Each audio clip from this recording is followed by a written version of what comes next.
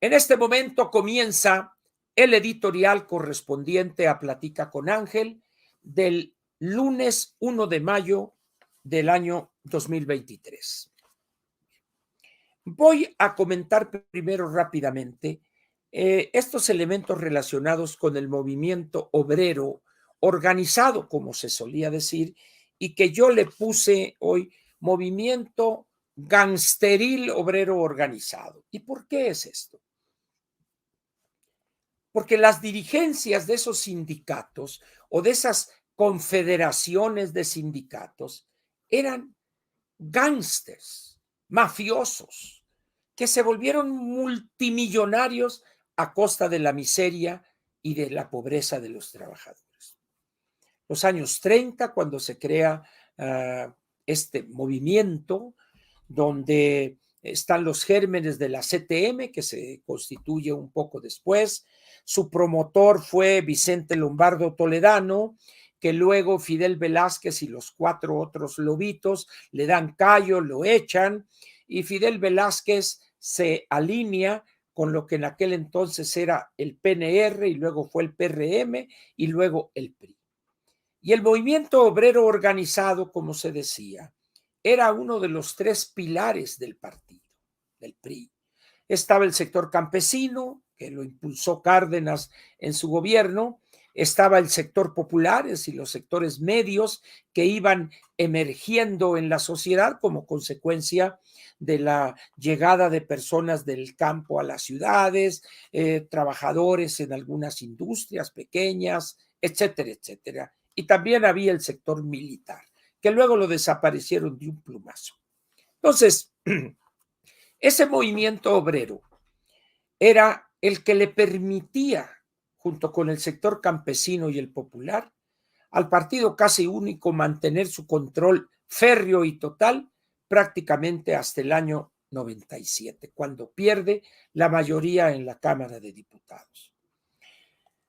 Esos líderes sindicales se volvieron increíblemente millonarios y caciquiles hasta en el modo de andar.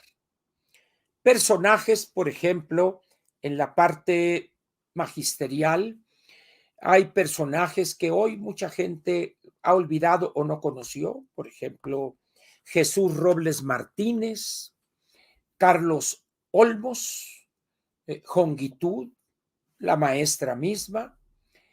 De tal manera, pues, que la fuerza de esos líderes, de esos liderazgos, estaba en función del apoyo político al PRI y a su gobierno. Y empezaron a surgir sindicatos que eran fuentes de exacción a los obreros y chantajes a los empresarios. Luego, con Echeverría se crea el Infonavit y el gran negocio de los líderes sindicales, ¿cuál era? Dame un contrato de 1,000 casas del Infonavit.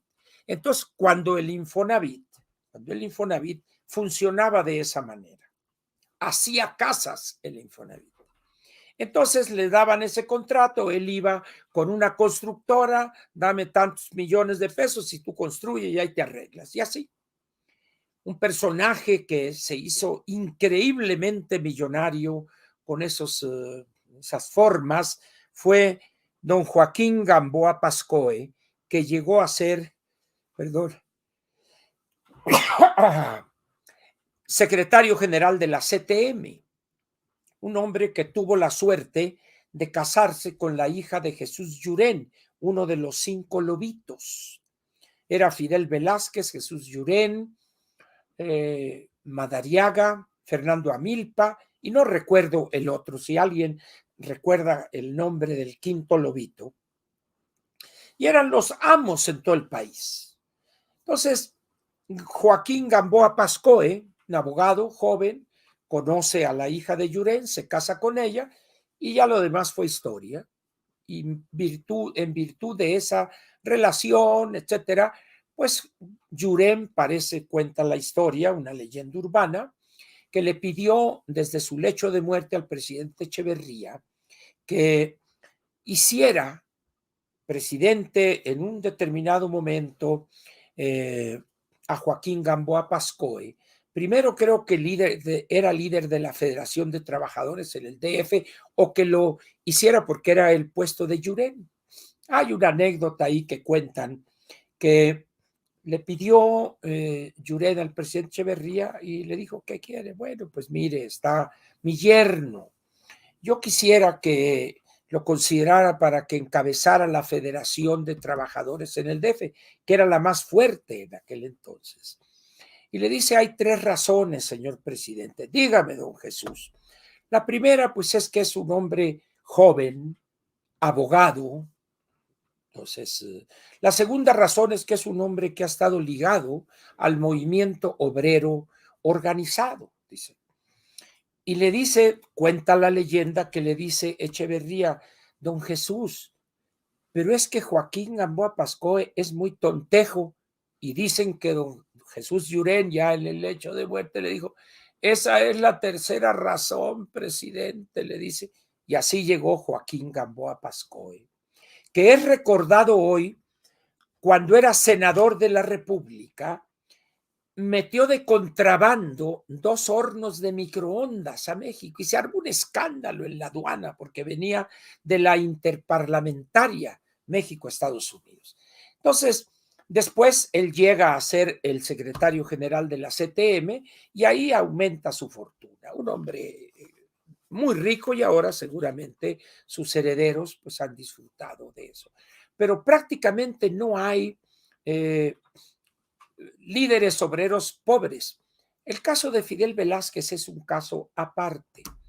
Él más bien era un hombre, el problema de la riqueza no era particularmente algo que le importare a don Fidel. Era el poder, era el ser una especie de santón, pues, y el factotum en muchas cosas. Entonces, a él lo sucedieron algunos personajes que hoy son parte de la picaresca política. Personajes, por ejemplo, como Paco Pérez Ríos, la Güera Rodríguez Alcaine, el mismo señor este que mencioné, Gamboa Pascoe, y hoy está alguien que ya se murió y no le han dicho, el señor Carlos Aceves, que lo llevan en silla de ruedas, pero es senador de la República. Con esas prácticas que se niegan a morir del poder político y el dirigente obrero por allá, ese es el México que se niega a cambiar. Entonces, por eso yo le llamo el movimiento obrero gangsteril organizado. Hoy es prácticamente imposible encontrar dirigentes como aquellos en el sentido de la permanencia por decenios, aun cuando hay algunos, ¿verdad? Pero no como en aquellos años, que ya tienen 50 años en el puesto al frente de un sindicato, y hay otros que tendrán 40, 30 y tantos. Hay juniors que les heredaron un sindicato como Napito Gómez Urrutia, que su señor padre, ya fallecido, le heredó el sindicato de mineros y metalúrgicos, alguna cosa así, don Napoleón Gómez Sada, ¿no? Entonces, así hay casos, ¿no? Pero ya las prácticas aquellas viejas de colusión con el gobierno federal, pues ya no son tan burdas como solieron ser en aquellos años. Pero el afán de atesorar riquezas y de controlar a los trabajadores, ahí está, pero con un elemento que vale la pena señalar. La composición demográfica de la masa obrera en México ha cambiado radicalmente. Hay un porcentaje no menor de jóvenes obreros, 25, 29, 30, 35 años, que son obreros especializados, que tienen quizás su preparatoria terminada, 1 o 2 años de carrera profesional, que manejan con mucha habilidad máquinas de control numérico, que pueden estar en un ambiente robotizado, etcétera, etcétera. Y a una persona como esa, es muy difícil para un casi analfabeto dirigente obrero que lo pueda manipular. Y será una especie de arreglo muy raro, pero aceptable para las partes. el trabajador dice, bueno, pues si tengo que estarle dando a este 100, 200 pesos al mes, se los doy y que no me moleste. Y el otro, si él me paga las cuotas, tampoco lo molesto. Entonces, ese tipo de arreglos tan a la mexicana. Y eso nos lleva a una situación totalmente irregular. Yo no sé si usted ha caminado por una calle donde hay una obra que está a punto de comenzar. Un edificio de departamentos, un edificio de oficinas y aparece un letrerote ahí. CROM o CROC, y luego dice, esta obra está protegida por el sindicato de tal, que pertenece a la CROM. Y dice uno, ¿protegida de quién? ¿Que vendrá algunas fuerzas interplanetarias para acabar con esos trabajadores ahí? No, sino de otro sindicato que venga a quitarle la exclusividad de esa obra. Así se manejan hoy. El trabajador ni se entera y ¿cuántos pisos va a tener este edificio? 5. ¿Cuántos departamentos? 20, 4 por piso. Muy bien, es tanto. Oiga, chinguele, échele. Y ya. Y con el letrero ese ya nadie los toca. Una mafia, pues, gangsteril el asunto. En esas condiciones, prácticamente desde sus inicios allá por los años 30, cuando hubo una etapa de cierta actividad revolucionaria, vamos a decir, donde estuvieron Valentín Campa, Lombardo Toledano, gente así de izquierda verdadera, teóricos del marxismo, como era Lombardo, un filósofo, pero luego eso dio paso a partir de los años 40, con la llegada de los 5 lobitos, estos dirigentes sindicales que se hicieron las familias sumamente ricos. Al grado tal de que hoy hablar del movimiento obrero, pues es una entelequia. No existe ya el movimiento obrero organizado. Si ustedes van al edificio de la CTM, pueden recorrerlo desnudos y nadie se va a dar cuenta. Solo aquello. ¿Por qué? Porque es un remanente, es un recuerdo de una época pasada de hace 70, 80 años. Entonces, en esas condiciones, pues, ¿qué podemos decir este 1 de mayo de ese movimiento obrero? Que en México la integración de lo que podríamos llamar movimiento obrero ha dado un cambio. En primer lugar, esos jóvenes, esos profesionistas que trabajan en las empresas automotrices de alta tecnología o en empresas como Modelo, como la Coca, la Pepsi, FEMSA, etcétera, etcétera, son más bien clase medieros que trabajan como trabajadores obreros especializados y que ganan un buen salario. Entonces son clase medieros que tienen su carcacha o tienen su carro, buenas prestaciones, quizá un departamentito modesto en alguna colonia, etcétera. Sus hijos ya pudieron llegar a la educación superior, muchos de ellos profesionistas, y han dado un salto cualitativo, económica y culturalmente hablando. Entonces, y esto ha sucedido prácticamente en todos los países del mundo. Hoy, hablar de la fuerza del sindicalismo mexicano, pues es simplemente una expresión para un mitin, pero ya no tiene sentido.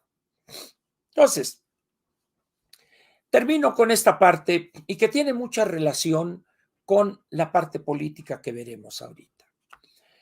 Hace todavía no muchos años, el PRI controlaba los 300 diputados, bueno, o 280 o lo que fuere, ¿verdad? Y de esos, la CTM tendría, no sé, 50 o 60 diputados. La CNC tendría, pues, 70 o 60 y el resto la CNOP. Y entre los 3 pilares del partido tenían los 280. Pero eso se fue agotando. ¿Por qué?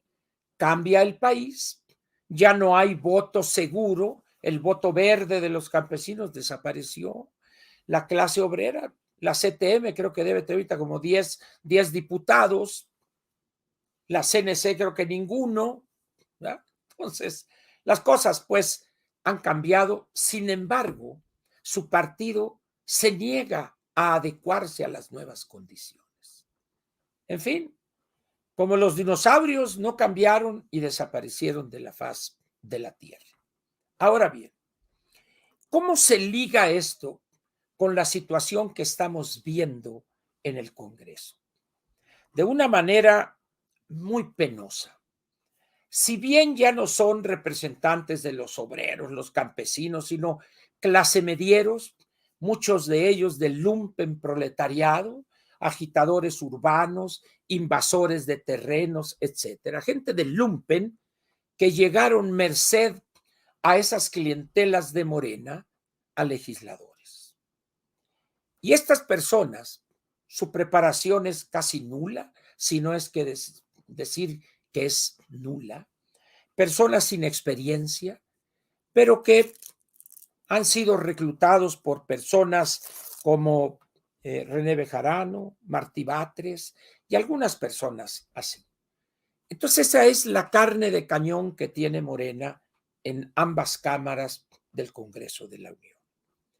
Por esa razón y de número, porque además Morena llega a prometer el oro y el moro, y ante los errores de comunicación de las otras fuerzas políticas, pues la única narrativa, como dicen ahora, que prevaleció fue la de Morena.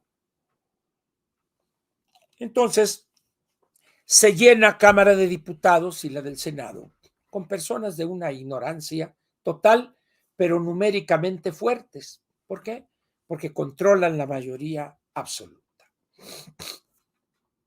En el caso de diputados son 500, quiere decir que si usted tiene 251, controla el presupuesto y los puestos principales de la Cámara. En esta legislatura Morena no los tiene, pero con los diputados del Verde y del PT ya tiene los suficientes y controla el presupuesto.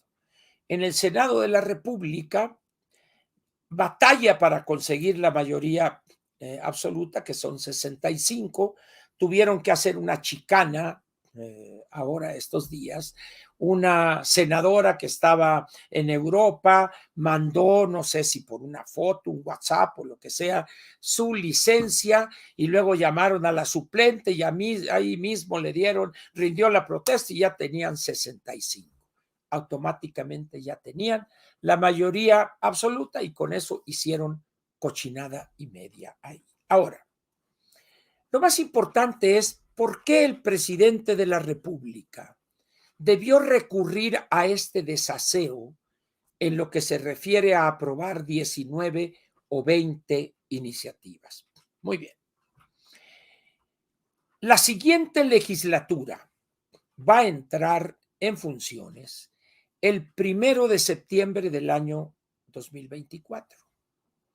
Pero a partir de este septiembre se va a desbocar toda la caballada o todas las corcholatas. ¿Por qué? La ley dice que el proceso electoral del 2024 va a empezar 9 meses antes del día de las elecciones. Es decir, va a empezar el 2 de septiembre. A partir de ahí ya no se podrá modificar ley alguna, mucho menos la Constitución, que tenga que ver con lo electoral. Y además las divisiones dentro de Morena van a ser muy profundas. Entonces, ¿qué hace el presidente? Órale, rápido, me sacan esto, desaparece el otro, friegan a este, friegan a este, pero ya lo quiero. Sin vacilaciones, les dijo. Eso el viernes. Sin vacilaciones, órale, hagan lo que tengan que hacer. Y entonces, ¿qué hacen ellos? Dignos legisladores, integrantes del Senado de la República, obedecen ciegamente y van a Jicoténcatl, donde se estaban reuniendo, y ahí 10 minutos por iniciativa, chíngale, órale, vas, como si fueran estampitas, vamos, y la otra, y la otra, y la otra. Es evidente que ahí cometieron faltas al procedimiento. Aquí entonces entramos a lo que alguien comentó en un principio, esa cosa de buscar el reflector y la estridencia. Uno de los problemas que hay en nuestra vida parlamentaria o la vida del Congreso es que en muchos temas la oposición actúa con las mismas tácticas que durante años usó primero el PRD, luego Morena, ahora algunas veces el PAN cuando era oposición, que es tomar la tribuna, bloquear, etcétera, y se ha convertido en un deporte casi nacional. Entonces, cuando Morena tiene el control de las dos cámaras, podrá haber detalles por aquí y por allá, pero si tiene la aritmética necesaria y suficiente, 251 diputados y 65 senadores, no habrá poder humano que impida que saquen adelante esas aberraciones jurídico-parlamentarias. ¿Qué puede hacer la oposición al respecto? Primero reconocer que Morena y los suyos tienen los números suficientes para cambiar lo que quieran. Segundo, que han cometido violaciones las cuales hay que documentar de manera detallada.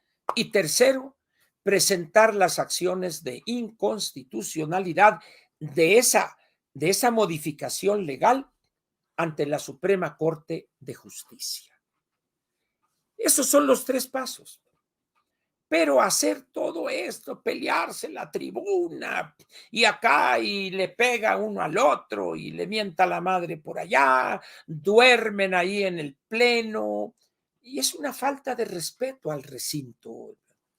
Que lo hace la Morena o lo ha hecho Morena muchas veces, sí, pues, pero alguien tiene que ser sensato. ¿Qué impidieron? Absolutamente nada. Se rieron de ellos. Ese encadenarse de la ingeniera Gálvez, pues sí, da para unas fotos o algo, pero en términos prácticos, ¿qué hubo? Estaba ella en lo que antes era el pleno, el recinto, en Jicotencatl, ahí amarrada, cadenas, y había un cristal ahí que ahí está, y ahí en el patio, ahí estaban los de Morena riéndose y aprobando las iniciativas. Entonces dices, ¿para qué todo eso? Pues? Pero aquí hay un elemento que la oposición deja de lado. ¿Por qué puede hacer eso Morena y los suyos? ¿Por qué? Porque tienen el número necesario de integrantes de una cámara y de la otra. Nada más por eso. Y porque tienen un presidente autoritario, caciquil, etcétera, etcétera. Pero logran la aprobación, con chicanadas, con lo que quieran, pero el elemento fundamental es porque tienen los números. Muy bien. ¿Dónde está esa tercia de partidos que integran Va por México? Y le hablan a la sociedad para decirle, eso que está pasando es responsabilidad nuestra como partido porque no supimos convencer a los electores que votaran por nuestros candidatos, ni el 18 ni el 21. Nosotros tuvimos la culpa. No presentamos buenos candidatos, no presentamos candidatos conocidos, respetados y respetables. Entonces la gente se fue con la finta de la promesa de etcétera, etcétera. Y vamos a evitar que esto se repita el 2018 y vamos a impedir que se dé en el Estado de México y Coahuila. Esa es la posición correcta viendo al futuro.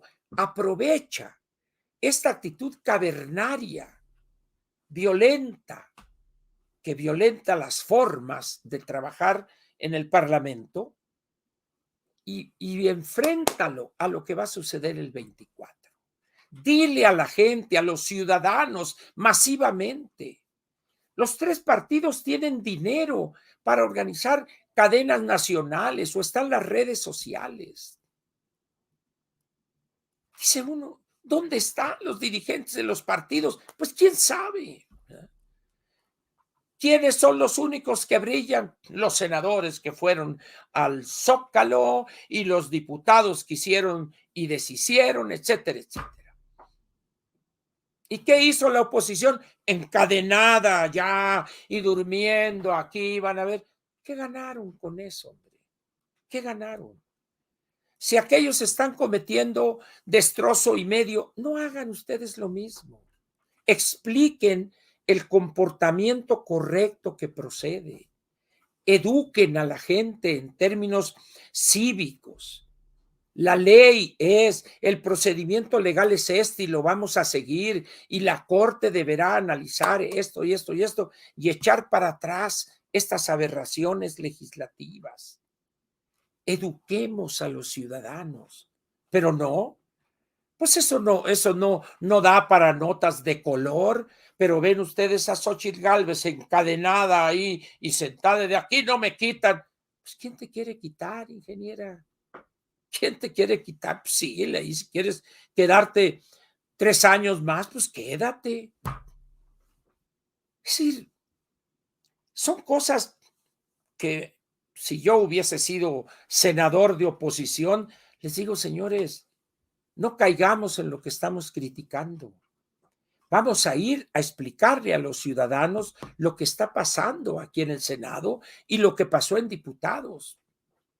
Vamos a ir, porque luego pasa algo que es importante señalar. ¿Quién designó candidatos a esos diputados y esos senadores del PAN, del PRI y del PRD? ¿Esos partidos? ¿Y dónde están los partidos? Pues quién sabe. Tal parece que esos diputados y esos senadores de esos 3 partidos se mandan solos. ¿Dónde apareció Alejandro Moreno, Marco Cortés y Jesús Zambrano? ¿Dónde están? No era motivo para que hubiera una presentación con todos juntos, una conferencia de prensa y luego difundirla por todo el país, vía Zoom, vía Instagram, vía lo que sea, y decirle a los ciudadanos en el país, esto está haciendo Morena. Debemos impedir que lo haga el 24. Debemos lograr el control de esas 2 cámaras para detener este retroceso legislativo. Educar con esos argumentos que me está dando Morena. Pero no, ahí andamos en la chorcha y estamos aquí dormidos. Y luego creo que fue la ingeniera Gálvez que no vea a mi marido esto, porque estaba ahí con este señor, ¿cómo se llama este hombre? Que fue Álvarez y Casa, o no me acuerdo cómo se apellida. La chacota ahí, sí, que tú, que pa' muy. Dice, no puede ser eso, hombre. Pero en fin, en esas condiciones llegamos a la parte triste de este asunto. Cuando el presidente llama a los senadores porque le urgía que se aprobaran esas 19 o 20 iniciativas. ¿Por qué? Porque no podría convocar a un periodo extraordinario y porque a partir de septiembre le iba a ser prácticamente imposible lograr la aprobación de cualquiera de esas iniciativas, porque el precio electoral a pagar iba a ser muy alto. Entonces dice, órale, y nada de detenerse, a sacarlas a como sea. Ya después averiguaremos. Porque el presidente se ha dado cuenta ya de la fragilidad de esos disque triunfos que ve él ya en la bolsa. ¿Y qué hicieron los senadores? Lo hicieron también los diputados, pero los diputados no fueron llamados a Palacio Nacional, pero los senadores sí, y ahí les dieron la orden que acataron de una manera vergonzante y servil. El espectáculo que brindaron los senadores es de una ignominia que debe alcanzarnos hasta la 5ª generación. Oye, que tu bisabuelo estuvo en esa traición a los electores y sí, fue un tal por cual, lacayo de Morena y tal. No, no, no, pero fue mi bisabuelo, pero tú llevas su sangre, eres igual sinvergüenza y lacayo que él. Y ay, ay, ay. Es decir, el repudio social los va a alcanzar. ¿Qué excusa pueden dar? Y para eso les tengo una joya. Yo no sé quiénes de ustedes conozcan la historia de Ricardo Monreal. Ricardo Monreal, priista de toda la vida, y cuando ya sale del PRI, sigue siendo priista de corazón, pero ha navegado en el partido en el PRD, luego se fue un tiempo al del Trabajo y aterrizó en Morena. Muy bien.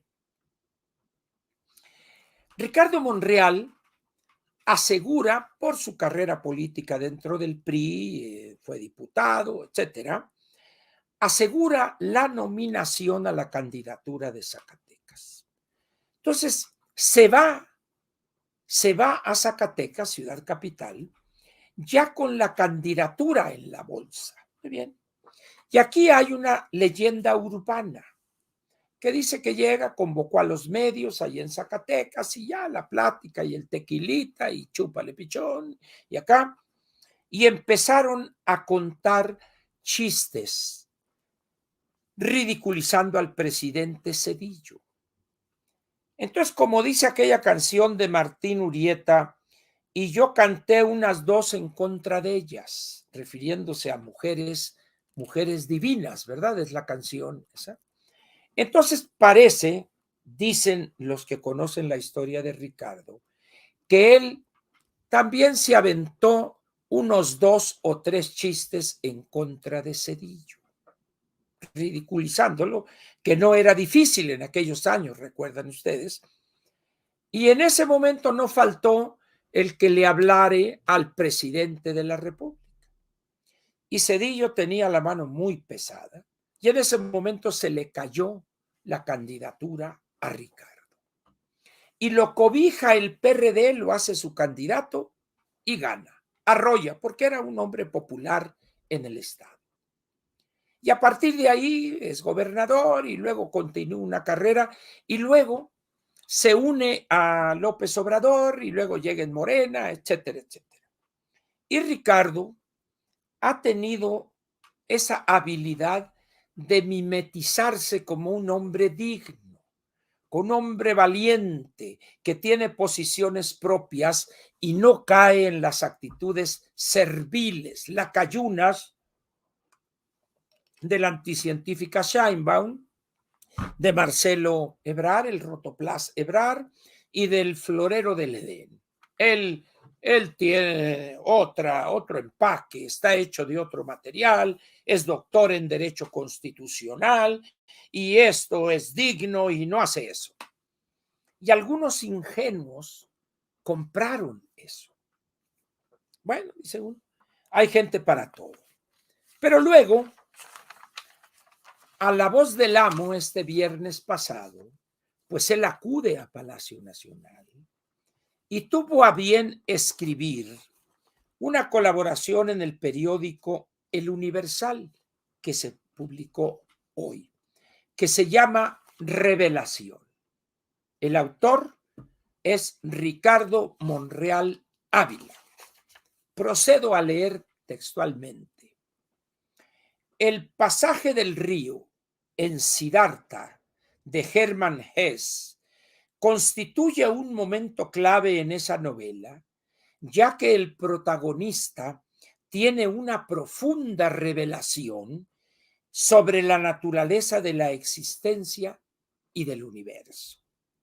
Al observar el flujo del agua y sentir la conexión con el mundo que lo rodea, el personaje entiende que todo está interconectado y que la separación es una ilusión.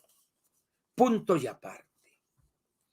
Este fragmento invita a reflexionar sobre la vida y la forma en que nos relacionamos con el mundo que nos rodea. A menudo nos aferramos a la idea de que somos seres individuales y separados, y nos perdemos en ello. Sin embargo, al igual que el agua en el río, nuestras vidas están en constante flujo y cambio y estamos todas y todos conectados en un tejido común de vida y existencia. Fanfarrias se dejan escuchar. Además, muestra la relevancia de la observación y la contemplación. Con frecuencia, las ocupaciones de nuestras vidas y por nuestras metas nos impiden tomarnos tiempo para hacer una pausa y reflexionar acerca de lo que realmente importa. Pero cuando simplemente nos permitimos estar presentes y observar qué sucede alrededor, podemos encontrar una sabiduría y un entendimiento profundos. Otra vez, punto y aparte. Ese tipo de momentos conducen a la verdadera lucidez y revelan la real naturaleza y el carácter de las personas, especialmente cuando se trata de quien tiene una enorme responsabilidad a cuestas, como es el destino de una nación, con millones de personas que están al tanto de lo que ocurre con él, de tal manera que su vida, su salud y pensamiento pasan a ser tema de la opinión pública. Fanfarrias otra vez. Punto y aparte. El viernes pasado, un grupo de senadoras y senadores de Morena, PT, PES y Partido Verde, tuvimos la oportunidad de saludar al presidente Andrés Manuel López Obrador en un recinto histórico de enorme belleza y significado. Se trata del sitio en donde se redactó y promulgó la Constitución Liberal de 1857. Que contiene símbolos de la fraternidad y del pensamiento filosófico de los hacedores de ese trascendental documento. Otra vez, punto y aparte. Después de haber superado el COVID-19 por tercera ocasión, el presidente se mostró con una lucidez plena, construyendo e hilando frases de una narrativa excepcional, pero no solo eso, sino también realizando un balance acerca de la transformación que encabeza, así como de los retos pendientes y los desafíos que aún no se vencen. Punto y seguido. Sus frases eran determinantes y sobre todo mostraban una claridad y una postura política inamovibles sobre las perspectivas y el futuro del país. Más fanfarrias. Gran parte de su mensaje se refirió a su esperanza de alejar cualquier ruptura en el movimiento que fundó y del cual somos parte. Para lograr que la encuesta rumbo a la sucesión presidencial fuera creíble y aceptada y que, por encima de ella, en los próximos meses se pudiera alcanzar un acuerdo político fundamental para orientar el proceso y a quien estamos inmersos en él. Y otra vez, punto y aparte. Observamos a un mandatario animado, de buen humor, conscientes de lo que está pasando en México, preocupado y ocupado por la unidad del movimiento y la prosperidad de la nación. El llamado que oportunamente está realizando el presidente es atendible y correcto. Y como principal conductor y constructor de la más importante expresión política que se haya observado en las últimas décadas, es visionario. Otra vez, punto y aparte. Estoy convencido de que algo ocurrió en estos días en que por tercera ocasión el presidente venció al coronavirus. Le aplicó la carracana y lo venció y ganó la tercera caída.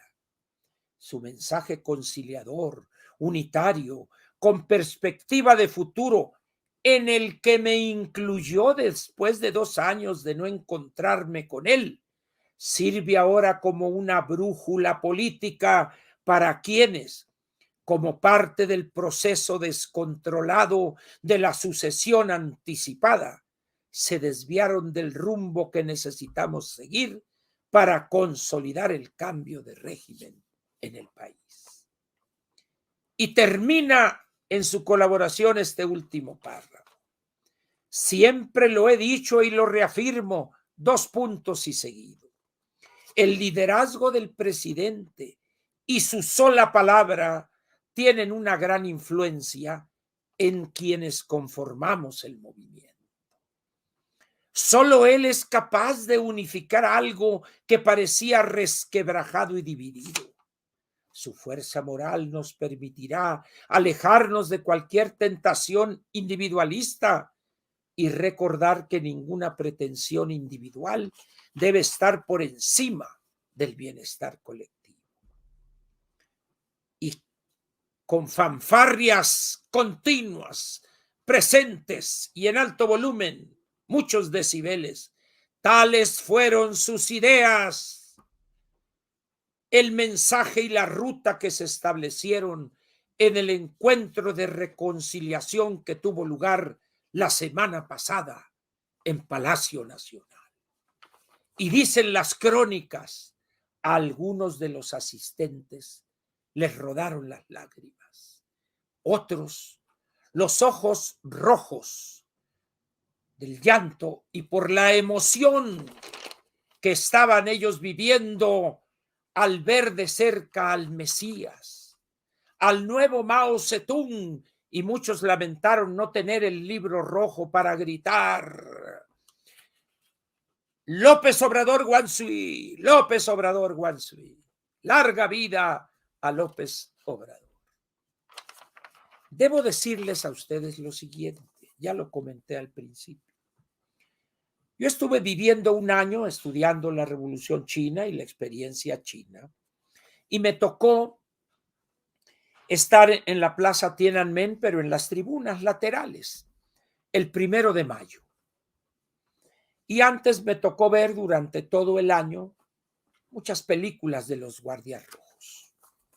Y yo pensé que en términos de culto a la personalidad y de abyección y servilismo, lo había visto todo. Pero me equivoqué. Esta colaboración de Ricardo Monreal rebasa todo lo que yo había imaginado de Ricardo Monreal. Conozco su historia, sé de sus andanzas, sé de su afán infinito por presentarse como independiente, con un hombre de opinión propia, pero al leer esto, digo, Ricardo, te encueraste, te exhibiste como lo que realmente eres, un lacayo, un servil y un indigno, que eres capaz de arrastrarte con tal de mantener vivas tus aspiraciones de ser candidato a la presidencia de la República. Y todavía te das el lujo en el periódico Milenio, en una entrevista que te hace Silvia Arellano, decir lo siguiente: el presidente Andrés Manuel López Obrador reconoció a Ricardo Monreal como corcholata y dio un mensaje conciliador unitario con perspectiva de futuro que sirvió como brújula política, dice Monreal, que ya lo leí, para quienes se desviaron del rumbo en la sucesión anticipada. De estas cuartillas, que son 1, 2, 3, 3 y media en el Milenio, sale miel, sale servilismo, abyección. Y digo, qué papel tan triste el de Ricardo Monreal. Más triste, me dirán algunos, de los que estaban ahí en bola, sí, pero ninguno de aquellos está como corcholata y tampoco se distingue de esa masa amorfa, cobarde y lacayuna. Pero Monreal presumía de ser diferente. Y aquí, en sus propias palabras, se ha encuerado Ricardo Monreal. La indignidad y el servilismo las exuda. en cada párrafo de esta colaboración exuda lacayunamente su inclinación, inclinar la cerviz ante Andrés Manuel López Obrador. Qué vergüenza debe ser para los que confiaban en esa actitud independiente, valiente y digna de Ricardo Monreal. Ya ahorita es uno más, es una piltrafa políticamente hablando, Ricardo.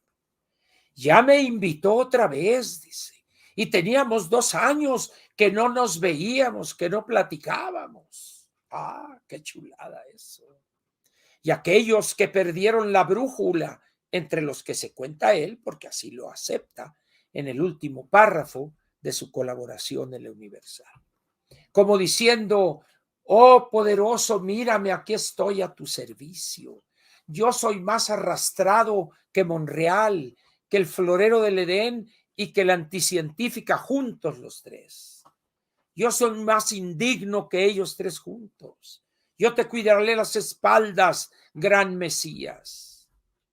Qué vergüenza que el Senado de la República tenga a un senador así, pero qué vergüenza que la fracción de Morena, partido en el gobierno, tenga a un coordinador así. Tienen allá en diputados un individuo, pero menor, un X, que da risa cuando Monreal dice ahí esos egoístas o alguna cosa así, y que hay que acabar la división.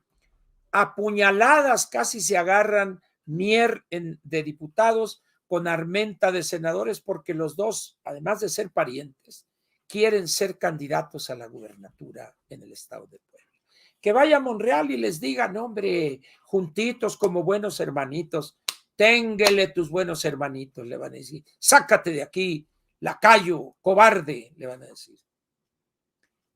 Ese es el espectáculo más grotesco de esta semana que recién terminó el viernes o el domingo pasado, es decir, ayer. La abyección brilló en todo su esplendor. La pequeñez de quienes dicen representar a las entidades federativas, porque eso es el Senado de la República. Y en diputados son los representantes de los ciudadanos y también la dignidad brilló por su ausencia. Eso es el elemento central que los partidos políticos deberían hoy estar utilizando y decir, vean ustedes lo que son ellos, vean ustedes el comportamiento, ustedes no cuentan, ustedes son mercancía, son para intercambiarlos por favores. Construyamos un Congreso donde haya dignidad en cada uno de sus integrantes del PRI, del PAN y del PRD, donde representemos cada uno los intereses de ustedes, en caso de diputados, y de las entidades federativas en el Senado de la República. Pero no. Finalmente, todo así lo deja ver, la experiencia nos enseña que se van a poner de acuerdo, repartir tanto para ti, para muy, tú, tranquilos. Pero el ciudadano puede hacer la diferencia. El ciudadano con su voto y su dignidad silenciosa, anónima, pero no votando por los candidatos de Morena, podrá hacer la diferencia el 2024. No estoy seguro que los 3 partidos de la Alianza Va por México vayan a decirle eso al ciudadano. No se atreverían, pienso. Ojalá y me equivoque. Ojalá y me equivoque. Tengo la sospecha que así como se han arreglado en ocasiones anteriores, hoy va a suceder más o menos lo mismo. Qué tragedia para nuestro país, en verdad. Qué tragedia. Pero no nos desanimemos, hombre. Esto que ha pasado esta semana, que recién ha terminado, lo único que exhibe es la debilidad de Morena, la ignorancia y la incapacidad para hacer política. Y eso acelera esta carrera para llegar al fin de estas personas. Repito, no nos desanimemos. Los débiles son ellos. Por eso están haciendo toda esta bola de sinvergüenzadas. Nosotros, con la humildad que da un voto, somos los fuertes. Usemos esa arma de la democracia, el voto. Pero hay que salir a explicarle a los ciudadanos. Hay que hacerles ver el futuro, si usamos bien el voto, que estaría frente a nosotros. Hay que detener el retroceso, este proceso de degradación, de acabar con el país. Vamos a detenerlo y lo haremos solamente con el voto. Ganando en las dos cámaras del Congreso de la Unión la mayoría absoluta y, de poderse, ir más allá, ganar la mayoría calificada. Esa debe ser la táctica y la estrategia debe ser hablar con los ciudadanos, hacerles ver la importancia que tiene controlar las dos cámaras. Pero vean ustedes para qué usan el control de las dos cámaras estos serviles y arrastrados, empezando por Ricardo Monreal. Que esto nos sirva de experiencia. Lo más probable es que las dirigencias partidarias no se atrevan a hablar de manera directa, así como lo estamos haciendo ahorita. Pero nosotros, ciudadanos, sí lo debemos hacer. Sin miedo, sin temor. Salgamos a decirle a los ciudadanos, tocando en sus casas, ir a las escuelas, ir a decirles, cuidado con el peligro si repiten estos cavernarios de la política. La tarea no es fácil, pero qué honrosa tarea está frente a nosotros. No caigamos en la conducta de los Monreales, de los Mier, de los Armentas. No, eso es para cobardes, para pusilánimes. Y los mexicanos no debemos ser así. La tarea está frente a nosotros. ¿Acepta usted el reto? Si su respuesta es sí, vamos a darle que es mole de olla. Aquí termina la parte editorial de Platica con Ángel, correspondiente al lunes 1 de mayo del año 2023. Y ahora, rápidamente, pasamos a esto de la plática del sábado pasado, de anteayer. Miren, ya les he comentado las razones por las cuales me incorporé al PRI. Fui a ofrecer mi experiencia modesta en cuestiones de promover ciertos temas, de mi capacidad, poca o mucha, regular, para comunicar. Y impartí en estos 3 meses 2 talleres de medios de 4 horas cada uno, yo solo, con equipamiento muy modesto, enseñándoles o mostrándoles a las personas dirigentes de comités municipales del PRI cómo debatir, cómo comportarse en una entrevista con la prensa, etcétera, etcétera.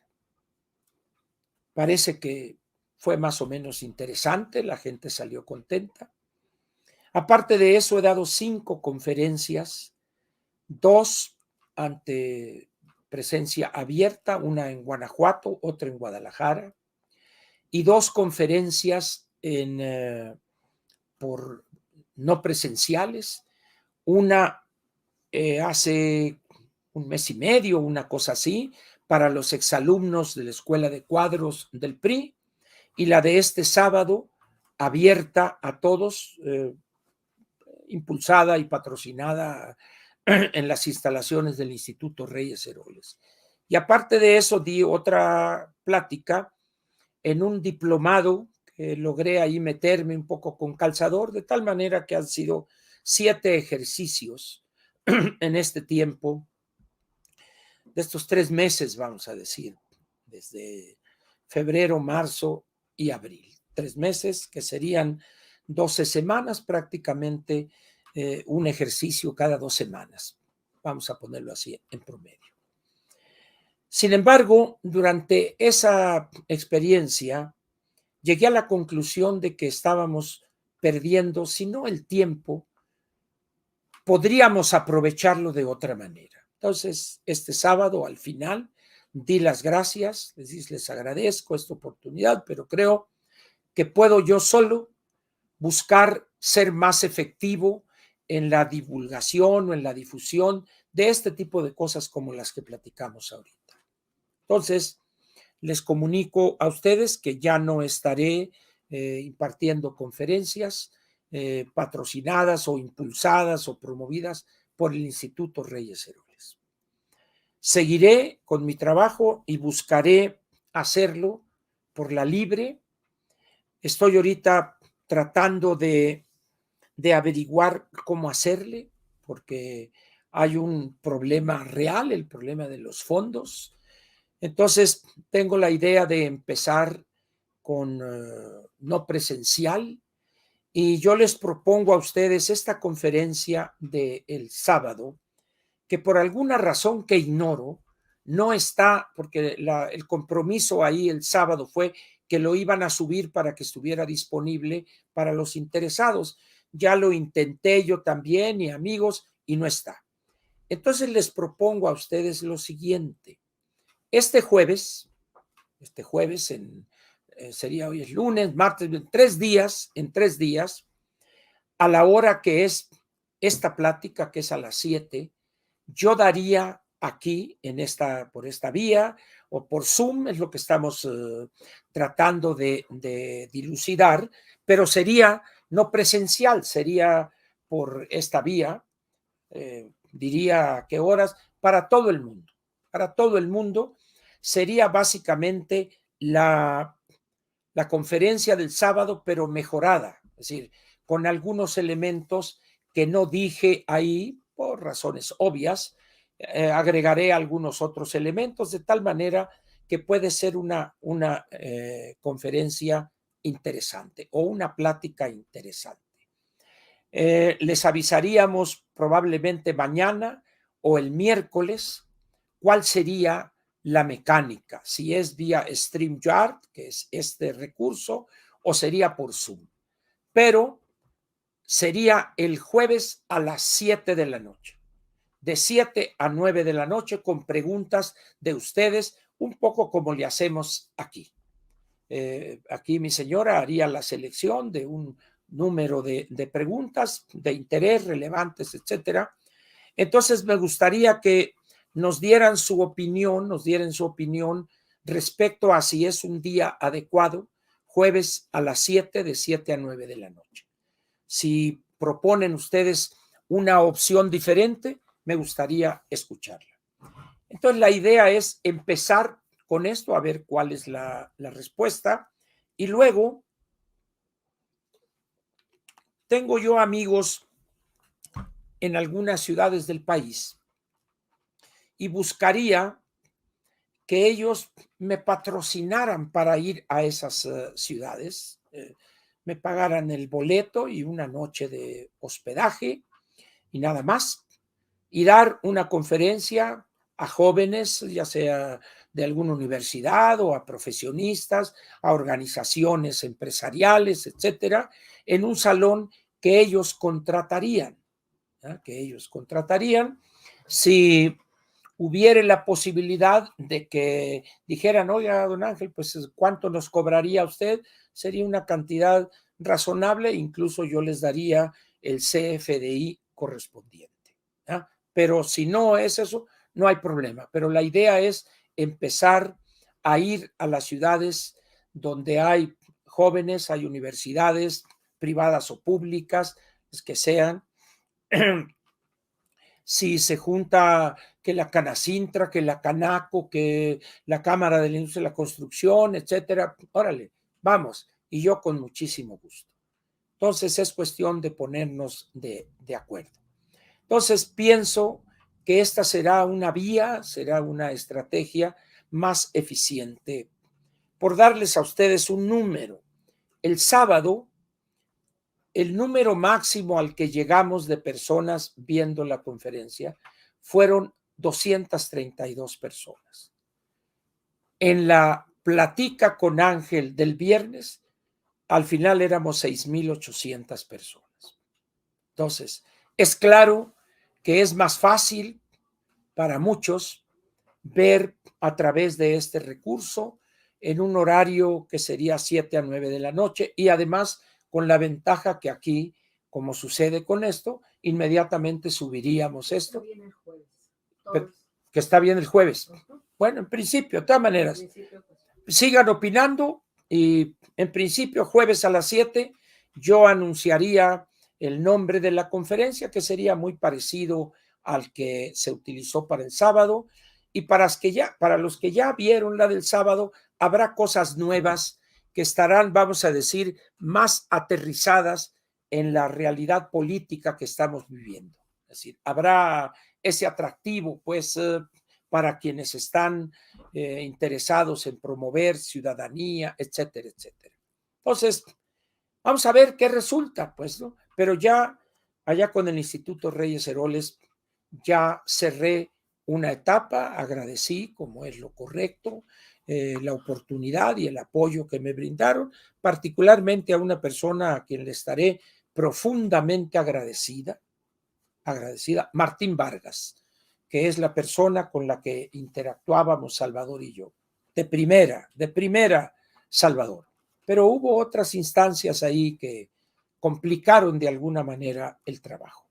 Entonces, pues vamos a irnos aquí por la libre, pues a ver si salen no aquellas personas que quieran contratarme para ir a su ciudad. Yo no soy carero, no cobro lo que otras grandes estrellas luminarias cobran. No, yo para ir, hay como dicen, como una vez me dijo Héctor Bonilla, nomás con que salga para el Valle Gordo, ahí estamos del otro lado. Vamos a ver, piloncitos. Ya no, ya. Gracias. Ya, muy bien. La pregunta es que si seguirás en el PRI. Sigo en el PRI como militante. Esa es una cosa completamente diferente. Es decir, creo que hay que militar en un partido. Aquí lo que estoy cancelando es la parte de dar conferencias, eso no, pero seguiré militando en el PRI. ¿Y por qué? Porque hice un análisis de los tres de la oposición, del PAN, el PRD y del PRI, y creo que el más adecuado en el que podría contribuir ahora ya como militante en un seccional, opinando, si me invitan a dar una opinión sobre un tema, iré con muchísimo gusto como militante del PRI. Pero ya si en un determinado momento el Instituto Reyes Heroles hacen un diplomado y consideran que podría yo decir algo y me contratan, con mucho gusto iría ya con honorarios normales, tranquilamente. Pero sí, seguiré. La decisión de incorporarme al PRI no fue en función de esto o no. Es por el convencimiento de que hay que hacer política real. A muchos no les gusta el PRI, bueno, pues no le entren al PRI, vayan al PAN o vayan al PRD, pero vayan al partido, vayan a un partido, el que guste. Si en un determinado momento les seduce Movimiento Ciudadano, vayan a Movimiento Ciudadano. No se junten con Dante, cuidado con él, pero allá hay una gente decente, está Salomón Chertorivsky, es una gente decente, un excelente funcionario público. Es una persona que es diputado federal, una gente conocedora y, repito, una gente decente. Entonces, si les seduce Movimiento Ciudadano, éntrenle también, aunque no esté en Va por México. Pues eso es. Muchas gracias por su comprensión.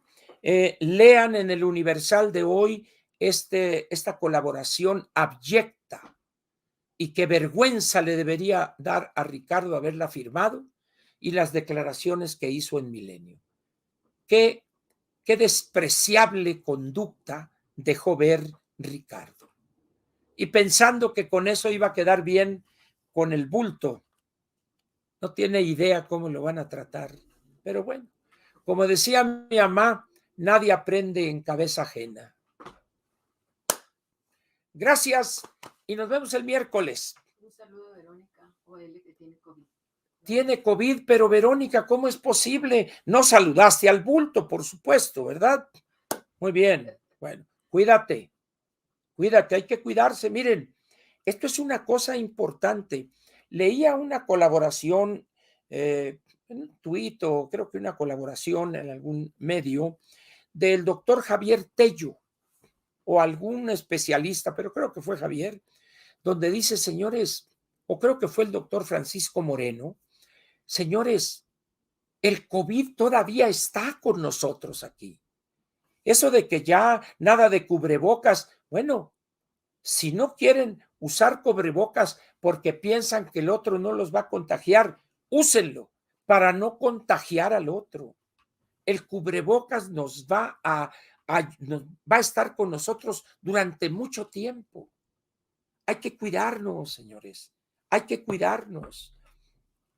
No echemos en saco roto esto. Miren, hay especialistas, el doctor Francisco Moreno, que es el mero petatero ahí en el hospital ABC, un gran especialista en cuestiones de infectología. Él escribe en el periódico Reforma. Hay que leerlo a él. Está el doctor Javier Tello, un especialista también de primera. Y está mi queridísima y apreciada y admirada amiga Ana Lori Jiménez. Por favor, lean a esas personas, lean a esos tres. Le saben al asunto, tienen la dignidad y la valentía para decir la verdad. Hay que informarse. El COVID todavía está entre nosotros. Hay un porcentaje muy elevado de mexicanos que no han recibido una sola dosis. Ojo, una sola dosis no han recibido. Es latente, ahí anda el virus viendo a ver quién se descuida para darle el golpe traidor. Cubrebocas, por favor. No echen en saco roto esto. Muy bien. Abrazo. Gracias por sus. A todos los que nos apoyaron. Gracias a los que nos. Gracias a los que nos apoyaron. Créanme, se los digo sinceramente, que no tienen idea lo que significa para nosotros su apoyo. En serio. No voy a caer aquí en decir cosas, pero créanme, el apoyo que ustedes nos brindan nos mantiene prácticamente vivos, pues. Muchas gracias, sí. Muchas gracias. Nos vemos el miércoles y el jueves a las 7. Ya les diré mañana el título de la plática.